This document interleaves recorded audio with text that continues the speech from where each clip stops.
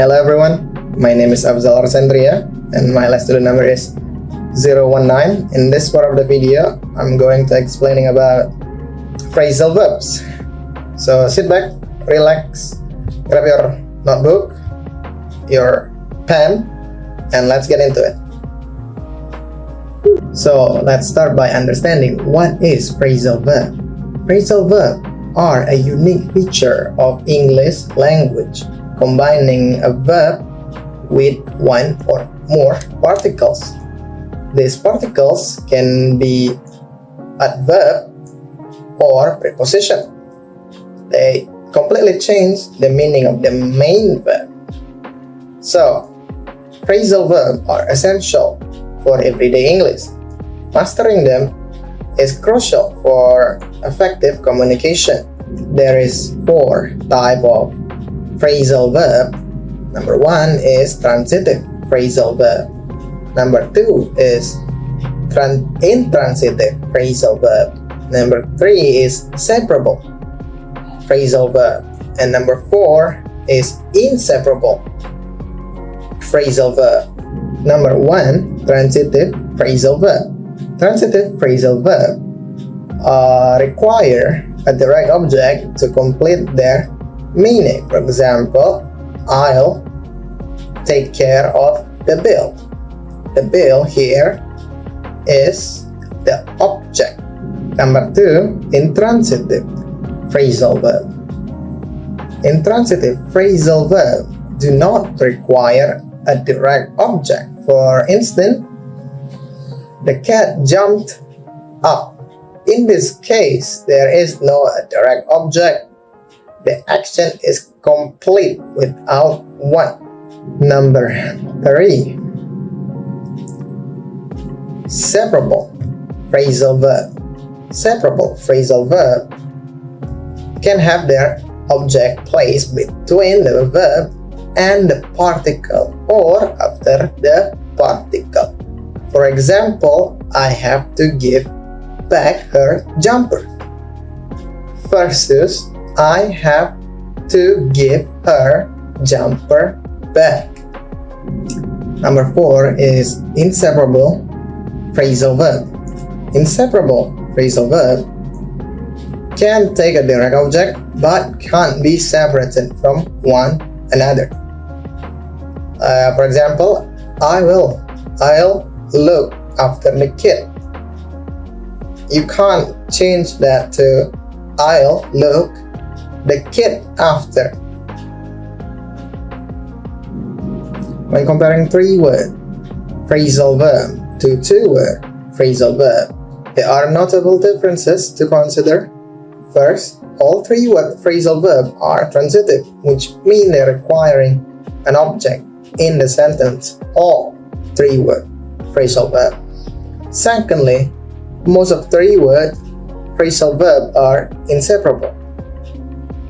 Contrast to 2-word phrasal verb, they can be transitive or intransitive and may or may not allow separation of that part, which leading to potential confusion a little bit compared to 3-word phrasal verb.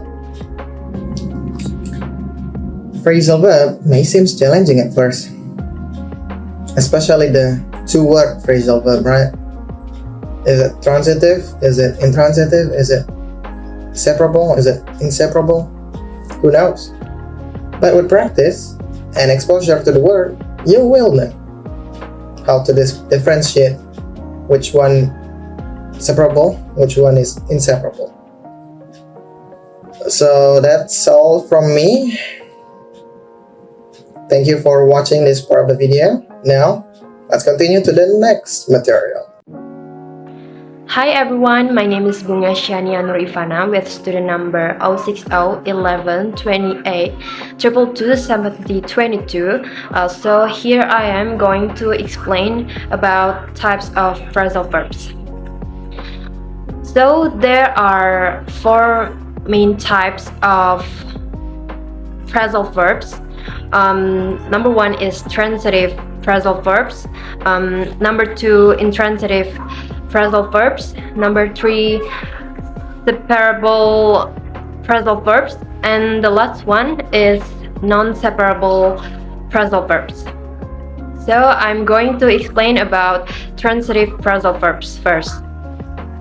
A phrasal verb that requires an object in the sentence is called a transitive phrasal verb. Without an object, a sentence having a transitive phrasal verb cannot give a complete meaning. For example, number 1, she looks after her children, meaning to take care of. Number 2, they carried on their work, meaning to continue. Number 3, the flood brought about, meaning to cause something. Number 4, they called off the meeting, meaning to cancel. Number 5, he gave up smoking, meaning to quit. Number 6, she turned down his proposal, meaning to reject or to refuse. 2. Intransitive phrasal verb. Intransitive phrasal verbs is a phrasal verb which does not require an object in the sentence. Without an object, a sentence having an intransitive phrasal verb can make a complete sense. The following sentences do not have an object in them, but these sentences can still express a complete meaning. For example, number 1, the patient passed away, meaning to die. Number 2, when do you get up, meaning to wake up from sleep. Number 3, the thief ran away, meaning to escape or leave. Number 4, the kid is growing up, meaning to develop into an adult. Number 5, the car broke down, meaning stop functioning. 3. Separable phrasal verbs. These are the phrasal verbs whose words can be separated to be used at different places in a sentence. Such phrasal verbs can be used both in its joint form as well as in its separated form. For example, please turn on the heater, into please turn the heater on. And then he was trying to cut down his expenses, into he was trying to cut his expenses down. And then the last one, I will pick up you from the airport, into I will pick you up from the airport. The last one is non-separable phrasal verbs. These are the phrasal verbs whose words cannot be separated for using them at different places in a sentence. Its verb and preposition cannot be separated. They generally remain together. For example, number 1, you should stay away from bad friends. Number 2, a thief broke into the shop. Number 3, we have checked in at the hotel. Number 4, how did you come across such a good book? Number 5, they set off for Paris. Hello, I am Ramadhan with last students number 021. After talking about the phrasal verbs and prepositional verbs, now we are talking about the preposition. So, what is the preposition? Is it same or is it similar to the phrasal verbs and prepositional verbs? So, let's talk about it. Have you ever imagined when vampires, zombies or werewolves are chasing you? It must be terrible and you must be afraid of them. When they are chasing you, I'm sure that you will ask your friends where they are at, behind you or in front of you. So, thank goodness for the prepositions. Imagine not knowing where the danger lay without the prepositions. Okay, so what is a preposition? Prepositions tell us where or when something is in relation to something else. When monsters are approaching, it's good to have these special words to tell us where those monsters are. Are they behind us or in front of us? Will they arrive in the 3 seconds or in the midnight? Prepositions often tell us where one noun is in relation to another. For example, the coffee is on the table beside you, but they can also indicate more abstract ideas, such as propose or contrast. Example, we went for a walk despite the rain. Next, prepositions have several types. So here are the types of prepositions. Prepositions indicate direction, time, location, and spatial relationships, as well as other abstract types of relationships. And here are the examples. The first, preposition indicates direction. For example, look to the left and you'll see our destination. The word to the left indicates the direction where our destination is. Next, preposition indicates time. For example, we have been working since this morning. The word since this morning is the preposition with the using preposition since. Means that the time we start the working. And then next is the preposition indicate the location. For example, we saw a movie at the theater. At the theater is the preposition indicates the location where we saw a movie. And the last is preposition indicates space. For example, the dog hid under the table. Under the table is the example of the preposition with the using preposition under. Unfortunately, there is no reliable formula for determining which preposition to use with a particular combination of words. The best way to learn which prepositions go with which words is to read as much high-quality writing as you can and pay attention to which combinations sound right. Here are a few examples of the most common prepositions used in sentences. You can also use tools like the Google Books and Gram Viewer to see which prepositions most commonly occur with particular words.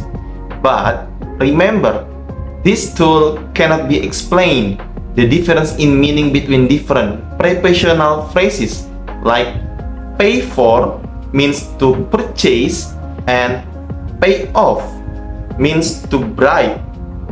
For that, you may want to refer to a list of prepositions that includes the meanings of common combinations, which you can find online, or to a usage guide such as the Chicago Manual of Style, which includes a list of words that often give writers trouble along with the prepositions that go with them in the different. Next, ending a sentence with a preposition.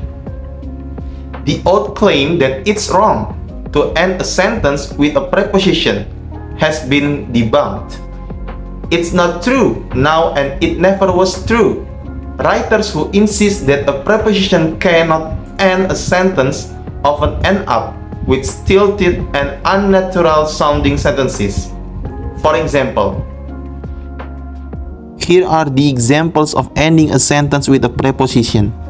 The first is, there is no one else to hide behind. This sentence is correct and natural and commonly used. The second example is, there is no one else behind whom to hide. This sentence is correct, but it's unnatural. And the third example is, where did you come from? It's already correct and it must be natural. And the last example is, from where did you come? It's correct, but it's unnatural. That said, it is sometimes more elegant to move a preposition to an earlier spot in a sentence, especially in very serious and formal writing. But if you do move the preposition, remember to delete it from the end. Hi everyone, I'm Novarum Rakhda with last student number 023, and today I will tell you about what is prepositional verbs, the examples, the classification, and when we use prepositional verbs. In English, many verbs are followed by preposition and adverbs. In some cases, This combination are called phrasal verbs, while in other cases, they are prepositional verbs. So, what is prepositional verbs? A prepositional verbs is an idiomatic expression that combines a verb and a preposition to make a new verb with a distinct meaning. The meaning of these two words together is usually very similar to the original meaning of the verb. When they are out together, the meaning changes. It doesn't have the same meaning when they are put together. Prepositional verbs have an idiomatic meaning. Sometimes, without knowing the meaning by heart, you will struggle to understand what is being said. And here are some examples of prepositional verbs. First, look forward to, run out of, listen to, agree with, depend on. And there are 4 classifications of prepositional verbs. They are number 1, intransitive prepositional verbs. This class is the type that can function without an object. That means that the sentence will not include an object, but it would make complete sense. For example, the old man passed away. Number 2, transitive prepositional verbs. This class is the type that needs an object to make sense. Without the object in a sentence, it would not be complete or make sense. For example, I was brought up by my grandparents. If you remove the object grandparents, the sentence will not have a complete meaning. Number 3, separable prepositional verbs. This class can be split into preposition and verbs. They don't stick together in a sentence. When they are split, they make sense. For example, always put the lights off when you leave a room. And the last one is inseparable prepositional verbs. This class is the type that cannot be split. If they are split, they would no longer have meaning. For example, they all wake up at 5 a.m. every morning. And then, when we use prepositional verbs are used in various situations in English to convey specific meaning or nuances. And here are some common scenarios in which prepositional verbs are used. Number 1, can be used to express emotion or feelings. For example, I sympathize with your situation. Number 2, can be used to describe relationship between people or things. For example, they are married to each other. Number 3, can be used to indicate direction or movement. For example, they are heading for the mountains. Number 4, can be used to discuss interests, hobbies, or activities. For example, he is passionate about photography. Number 5, can also be used to express agreement or disagreement with something. For example, I agree with your assessment. Number 6, can be used to discuss plans or intention for the future. For example, we are planning to visit Europe next summer. And the last one can be used to refer obligation or responsibilities. For example, I am responsible for the project. There are just a few examples of how prepositional verbs are used in English. Prepositional verbs are an important part of the language and are used to convey specific meanings or nuances that may not be expressed as effectively with other verbs forms. And prepositional verbs are really useful to know because using the right preposition after a verb makes you sound very fluent. And when you learn new verbs, pay attention if they need to be followed by a particular preposition. That's all from me. Thank you. Hello, my name is Wika Riri Sefira and my last student number is 020. So I would like to explain about the differences between prepositional verb and phrasal verb. A prepositional verb is a combination of a verb and a preposition. Example, laugh at, look at, listen to, agree with, apologize for, worry about, search for, etc. while a phrasal verb is a combination of a verb and a preposition or an adverb, or both. Example, bring up, give up, pass away, look after, look down on, etc. There are three main differences in prepositional verb and phrasal verb, as follows. Difference 1. Meaning of the original verb.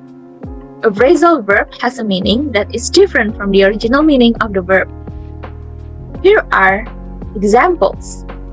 The patient passed away. Passed away means to die. And then he was brought up by his aunt. Brought up means to raise a child. And then he's trying to give up smoking. Give up means to quit. And she turned down his proposal. Turned down means to reject. Our car broke down on the highway. Broke down means stop functioning. And then she's looking after her children. Looking after means to take care of. On the other hand, a prepositional verb has a meaning which is similar to the meaning of its original verb. Here are the following examples. They were laughing at the joker. She is listening to music. The students were looking at the whiteboard. They complained about the problem. He apologized for his mistake. She was worried about her exam. He was blamed for stealing money. Next, difference 2. Separable and non-separable nature. Most phrasal verbs are separable. Its verb and preposition can be separated to be used at different places within a sentence. They can be used in a joint form as well as in a separated form.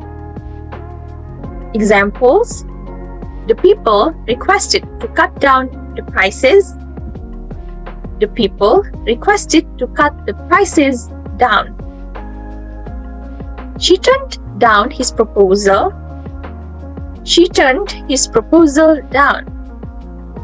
On the other hand, most prepositional verbs are non-separable.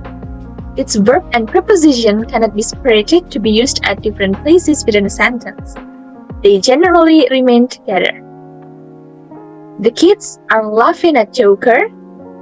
She is listening to music. He was waiting for his friend. She is suffering from a high fever. She belongs to a rich family. Difference 3.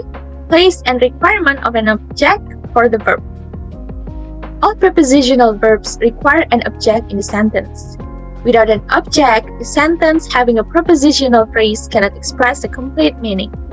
The object generally comes right after the preposition of a prepositional verb in a sentence. Examples: someone was knocking at the door. He's waiting for a bus. I was looking at the car. He was searching for a job. The dog is barking at a stranger. I agree with you. On the other hand, some phrasal verbs do not require an object, and some of them require an object to express a complete meaning. Here are the examples. The patient passed away. There is no object. When do you get up? There is no object. The thief ran away. There is no object. The kid is growing up. There is no object. Some phrasal verbs require an object in a sentence. For them, the place of the object can be changed in a sentence. Here are the examples. He is trying to cut down his expenses. He is trying to cut his expenses down. She turned down his request. She turned his request down. He switched on the fan. He switched the fan on. A phrasal verb that requires an object is called a transitive phrasal verb. A phrasal verb that does not require an object is called an intransitive phrasal verb. Since all prepositional verbs require an object, all of them are transitive. Hello everyone, my name is Nyimas Hammada with last student number 025. And now I will explain the last material of our group about phrasal prepositional. Phrasal prepositional verbs have three parts: a verb, an adverb, and a preposition. The particle and the preposition cannot be separated. Many of these verbs are often used in informal contexts, and their meaning is difficult to guess from their individual parts.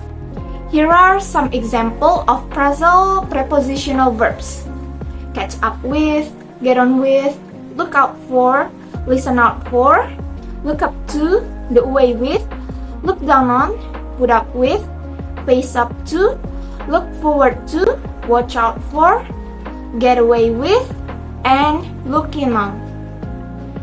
And now I will give you an example of phrasal prepositional in a sentence. Do you get on with your neighbors? The meaning of get on with: have a good relationship with. Please take note that the majority of them are non-transitive verbs. Like prepositional verbs, the stress falls on the adverb or the preposition, the verb being unstressed. In example, I cannot put up with racism. Regarding the syntactic functions of phrasal prepositional, we can analyze them as transitive verbs with the following noun phrase as direct object, as with prepositional verbs. In example, put up with your behavior, run away with you, and turn out for a meeting. They may be transitive and intransitive, but they do not allow other elements in between the verb and the particles in specific constructions. They can occur in the passive. In example, bad manners cannot be put up with for long, and may allow pronominal questions. In example, what cannot they put up with? But not adverbial questions. Regarding their semantic features, we must say that, like phrasal and prepositional verbs, these multi-word verbs vary in their idiomaticity. Some, like stay away from, which means avoid, are easily understood from their individual elements, though often with figurative meaning. In example, stand up for sport. Others are fused combinations, and it is difficult or impossible to assign meaning to any of the parts. An example, put up with, tolerate.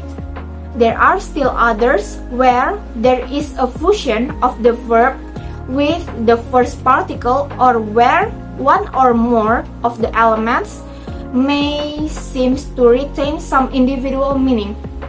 For instance, put up with also means stay with, and in that sense, put up constitutes a unit by itself.